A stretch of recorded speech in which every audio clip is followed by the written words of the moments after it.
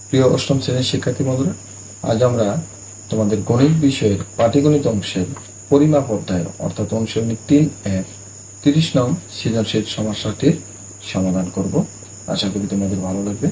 যেখানে উদ্দীপক হিসেবে বলা হয়েছে একটি আয়তাকার জমির দৈর্ঘ্য ও প্রস্থ যথাক্রমে 80 মিটার ও 60 মিটার। জমির ভিতর 4 মিটার চওড়া পার ও 3 মিটার গভীরতা বিশিষ্ট একটি পুকুর খনন করা হলো। একটি পানির মোটর দ্বারা প্রতি সেকেন্ডে 0.1 ঘনমিটার পানি শূন্য করা যায়। ক নং প্রশ্নোত্তর, যে পুকুরের গভীরতাকে ইঞ্চিতে প্রকাশ করে।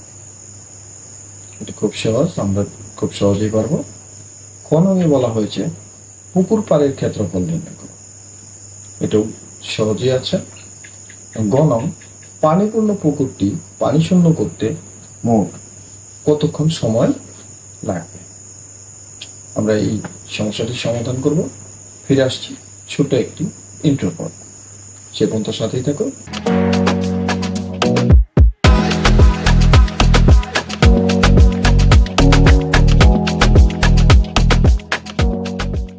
আমরা প্রথমে ক নং সমস্যাটির সমাধান করব, যেখানে বলা হয়েছে পুকুরের গভীরতাকে ইঞ্চিতে প্রকাশ করা।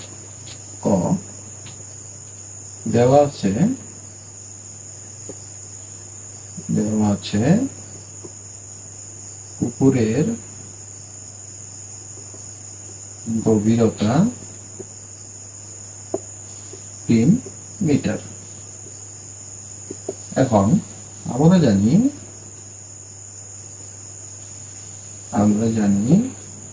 1 মিটার সমান 39.37 ইঞ্চি।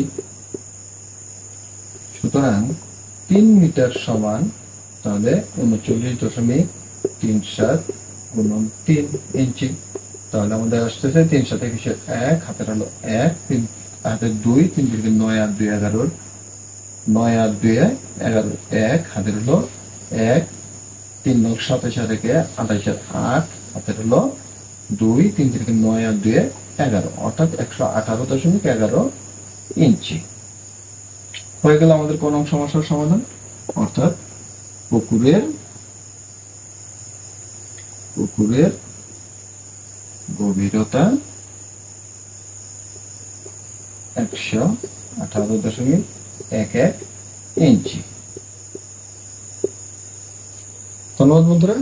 এবার আমরা খ নং সমস্যাটির সমাধান করব। খ নংয়ে বলা হয়েছে পুকুরের পাড়ের ক্ষেত্রফল নির্ণয় করা। তো আমাদের দেওয়া আছে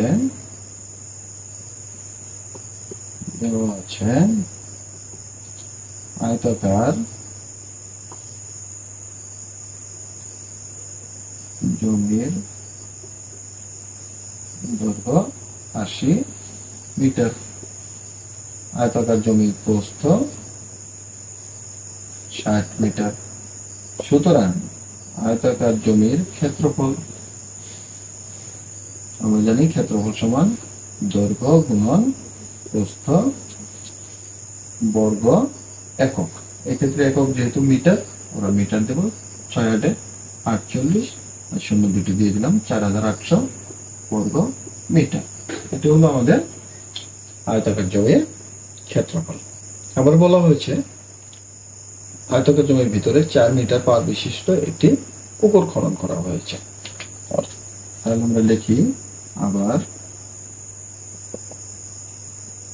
পাড়ের বিস্তার 4 মিটার। সুতরাং পাড় বাদে পুকুরের দৈর্ঘ্য, আমাদের এমনি আয়তাকার জমির দৈর্ঘ্য আছে 80 এবং দুই পাশ থেকে দৈর্ঘ্য 4 মিটার করে কমে যাবে। তাহলে 4 গুণন 2 মিটার, তাহলে 80 বিয়োগ 4 দুগুণে 8 মিটার সমান আমাদের আসতেছে 72 মিটার। সেম একইভাবে আমরা করতে পারি পার বাদে পুকুরের প্রস্থ। এমনি পুকুরের প্রস্থ, আয়তাকার জমির প্রস্থ আছে 60 ওখান থেকে আমাদের 4 মিটার করে দুই পাশ থেকে কমে যাবে, ওটা আমরা বিয়োগ দিয়ে দিলাম।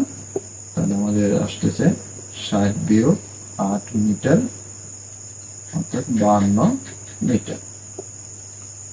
সুতরাং পার বাদে পুকুরের ক্ষেত্রফল, আমরা ক্ষেত্রফল কি করব, দৈর্ঘ্য গুণন প্রস্থ। তাহলে পার বাদে পুকুরের দৈর্ঘ্য হলো 72, পার বাদে পুকুরের প্রস্থ হলো 52 বর্গ মিটার। তাহলে আমাদের আমরা গুণনটা করে ফেলাই।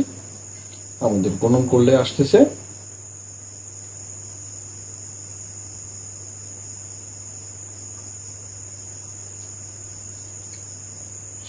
3744 বর্গ মিটার। এটা আমাদের কি আসলো, পার বাদে পুকুরের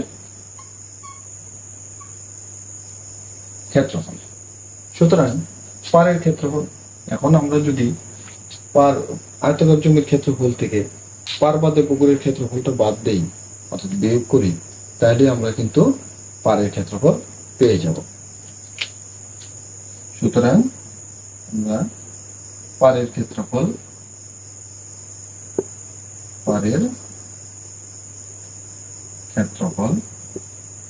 আয়তাকার জমির ক্ষেত্রফল আমাদের আসলো 4800 বর্গ মিটার, আর পার বাদে পুকুরের ক্ষেত্র আসলো 3744 বর্গ মিটার। আমরা যদি বিয়োগ করি, 10 থেকে 4 গেলে 6, হাতের হলো 1, 1 আর 4 5, 10 থেকে 5 গেলে 5, হাতের 1, 1 এর সাথে 8, 8 থেকে 8 গেলে 0, হাতের নাই, 4 থেকে 3 গেলে 1, 1056 বর্গ মিটার। সুতরাং নির্ণয় পারের ক্ষেত্রফল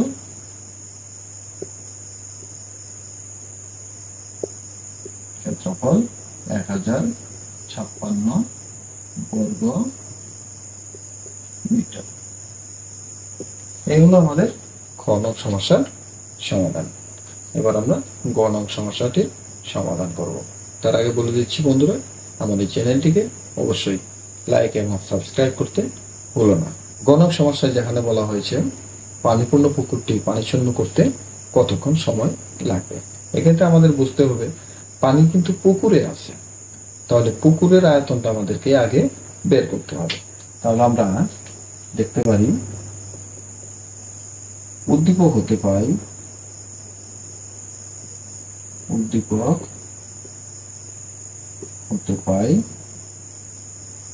পুকুরের গভীরতা 3 মিটার, এবং খ হতে পাই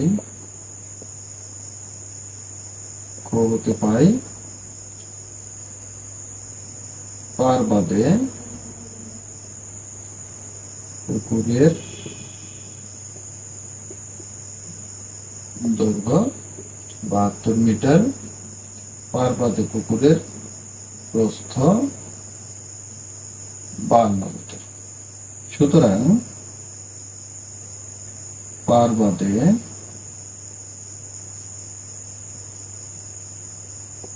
পুকুরের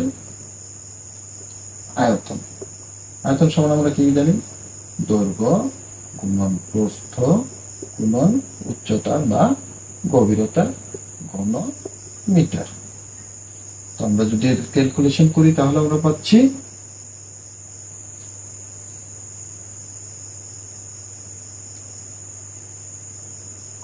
11,232 ঘনমিটার। 11,232 ঘনমিটার আমরা পাচ্ছি পুকুরের আয়তন, অর্থাৎ পুকুরে মোট এত ঘনমিটার পানি রয়েছে। অর্থাৎ আমরা লিখে দিই, অর্থাৎ পুকুরে 11,232 ঘনমিটার পানি রয়েছে। এবার বন্ধুরা আমাদেরকে কি করতে হবে, আমাদেরকে করতে হবে যে পানি সেচ দেবে এবং সেচের জন্য প্রতি সেকেন্ডে সেচ মোটরটি 0.1 ঘনমিটার পানিকে সেচ দিতে পারে। তাহলে এতটুকু পরিমাণ পানি সেচতে তার কতক্ষণ সময় লাগবে। তো আমরা জিনিসটা খুব সহজে হিসেব করতে পারি। আমরা দিতে পারি শর্ত হতে 0.1 ঘনমিটার পানি সেচতে সময় লাগে 1 সেকেন্ড। তাহলে 1 ঘনমিটার পানি সেচতে সময় লাগবে নিশ্চয়ই কম। এখন আমরা পেয়েছি কত? আমরা পেয়েছি 11,232 ঘনমিটার। তাহলে আমরা লিখি 11,232 ঘনমিটার পানি সেচতে সময় লাগে 1 গুণন 11,232 ভাগ 0.1 সেকেন্ড। আমরা যদি এটা ভাগ করি তাহলে আসবে 11,232 আর এখানে একটা শূন্য আসবে 1 সেকেন্ড। আমরা এই সেকেন্ডকে এখন মিনিটে প্রথমে কনভার্ট করব। তো আমরা যদি এটাকে মিনিটে কনভার্ট করি তাহলে আমাদেরকে কি করতে হবে? আমাদেরকে 60 দিয়ে ভাগ দিতে হবে। আমরা যদি 60 দিয়ে ভাগ দেই তাহলে আমাদের কি আসবে? মিনিট। তাহলে আমাদের আসতেছে 1872 মিনিট। এখন এই 1872 মিনিটকে যদি আমরা এই অবস্থায় রাখি তাহলে জিনিসটা ভালো দেখা যায় না। এখন আমাদেরকে এটাকে কি করতে হবে? ঘন্টায় রূপান্তর করতে হবে, যেহেতু এটা 60 মিনিটের বেশি। তাহলে আমরা এটাকে এখন যদি 60 দিয়ে ভাগ দেই, 1872 ভাগ 60, এখন আমাদের কি আসলো? এটা ঘন্টা। তো এই ভাগফলটা আমি তোমাদেরকে একটু পরে নামিয়ে দিচ্ছি। তার আগে আমাদের বুঝতে হবে যে এই ভাগটা একটু ক্রিটিক্যাল টাইপের। আমি তোমাদেরকে এই ভাগটি আমার এই ফাঁকা স্থানে দেখিয়ে দিচ্ছি। জিনিসটা সেপারেট করে নিচ্ছি।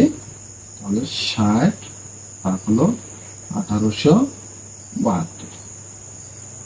তাহলে 60 একের ভিতরে যায় না, 18 ভিতরে যায় না, 187 মধ্যে যায় কয়বার? 3 বার। 3 0 0 3 6 18 থাকলো 7, 2 কেটে নিলাম। 2 কেটে নিলে কত হলো? 72। তাহলে 60 72 এর ভিতরে যাচ্ছে একবার, 60 2 1। এখন বন্ধুরা এই 31 হলো ঘন্টা আর 12 হলো মিনিট। কাজে আমাকে লিখতে হবে 31 ঘন্টা 12 মিনিট। সুতরাং পুকুরের পানি সেচতে